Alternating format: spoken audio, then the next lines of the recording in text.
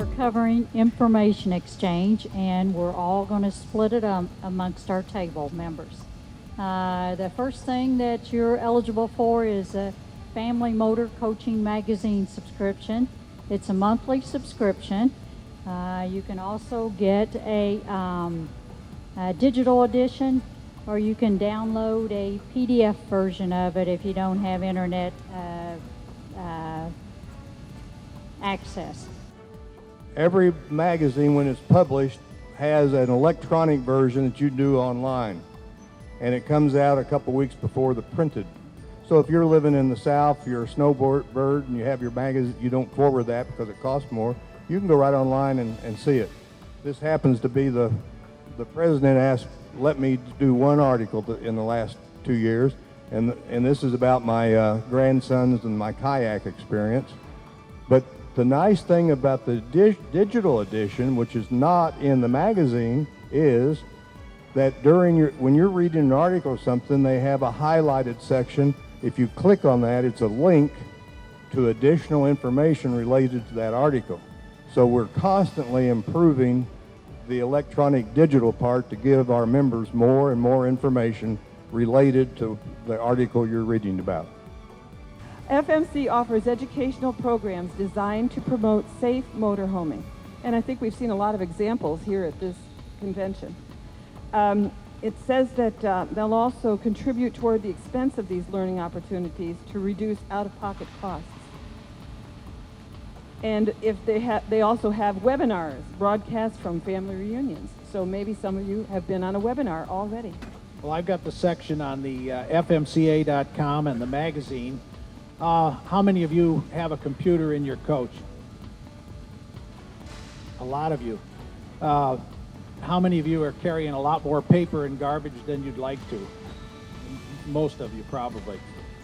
The neat thing about this website is that most everything that's been talked about here this morning is on this website.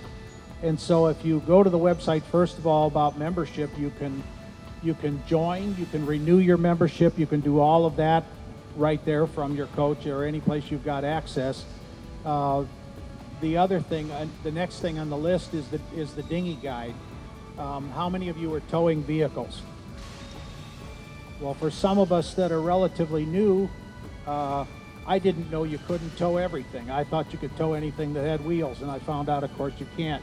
The neat thing about the dinghy guide is it does give you a list of at least the manufacturers that cared to respond. It gives you a list of the automobiles and trucks that can be towed and how they can be towed, whether they can be towed with 4 wheels down or 2 wheels on a dolly or have to be on a trailer. And another myth is that all vehicles with a manual transmission can be towed, and that is not the case. And the other thing that's the case about this that I've learned is that fewer and fewer cars are being able to be towed with 4 wheels on the ground because of the types of transmissions that a lot of the manufacturers are changing to.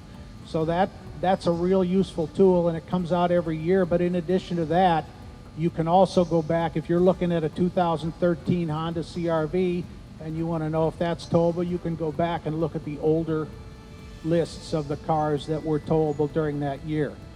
So that's a very valuable tool. The Michelin Advantage program's been talked about, and obviously that's a very important one. That's you can sign up to that program online. It's automatic in the membership as a feature, but you still have to sign up, right? And so, as was talked about, and this is in the book too, it lists rallies, all the rallies, the chapter directory and membership directory.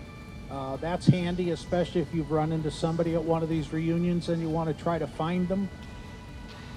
It gives you some of their contact information. When I was looking for a coach, I looked in this forum. There's a forum on there, which is handy because a lot of local chapters don't like to support a forum. It's a little tedious for a local small group to do that, but there's a forum on there. Forum simply a place for you. If you have a question and you're not getting it answered anywhere else, you can put that question on there, and I guarantee you somebody will answer. Not always the answer you're looking for, but I guarantee you somebody will answer. At least that's what I've observed.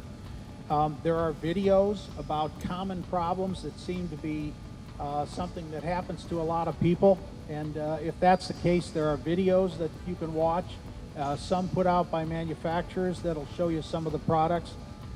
Of course, again, the rally calendar and the campgrounds and interactive map, and this goes along with the routing and all that other things. Some of these things are very helpful, especially. It seems to me, as I'm new at this, that part of the problem is, I don't know about a lot of you, but if you buy a new coach, you end up getting a road assistance program from several people. You know, like this first year, I think I'm covered from 4 different programs. And now the real answer is to wait until the end of the year and pick the one that obviously makes the most sense. So a lot of information here. I think also the products and services, if you're looking for an address, you're thinking you want to buy a tire monitoring kit or something like that, you look in that directory and you can get you can find a list of the manufacturers. And I think that's it. But I don't think it's a small thing. I think that nowadays with all the information we can get, this is a great place to get it. So. Thank you very much. I have to agree, and some of what I'm going to say is redundant, but I can see that FMCA is spending a lot of time in social media. These 3 right here are all social media, but if you have your email address with FMCA, you're automatically going to get their newsletter, and it does have a lot of information in it and current things that we may not be aware of. The FMCA mobile app, I would say the biggest things there is the schedule of rallies and campgrounds that are available that have the FMCA discount. How many people have used a mobile app or know what that means? Oh my goodness. All of our campgrounds are there. The schedules of rallies are on there, and it's specific to the GPS where you are. Check it out. It's free. It's on your smartphones. Again, FMCA must be spending a tremendous amount of time and money on social media to bring all of these things to us. We are full-time RVers, and for us to be able to get everything over our phones and the internet is a must. That's where we get our information, and that's the way we travel. So FMCA is one of our biggest websites that we stay on. The last one we have is the Motorhome Owners' Rights /Advocacy. And I wasn't aware of this, but I guess the FMCA has a governmental and legislative affairs committee that assists members with parking right restrictions and other regulations. And you can get a FMCA parking rights manual and guide, which summarizes the significant parking rights cases. So I guess that pretty much covers that. Well, thank you very much. Very good job.